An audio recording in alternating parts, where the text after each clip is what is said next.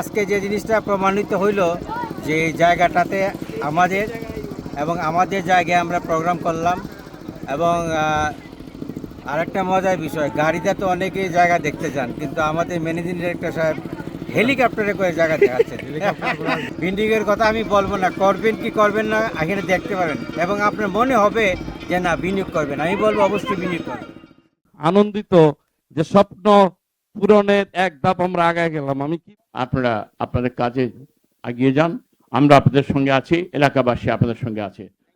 আসলে প্রবাসীর সিটির আশা অত্যন্ত যে গল্পটা আজকে বাইজিদ আল হাসান যিনি এটার এমডি, উনি একজন প্রবাসী, দীর্ঘদিন প্রবাসী ছিলেন, কিন্তু এই প্রবাসী সিটি কিভাবে হলো অনেক দিন দেখার পরে আমি দেখলাম না কাজে আর কথায় মিল আছে।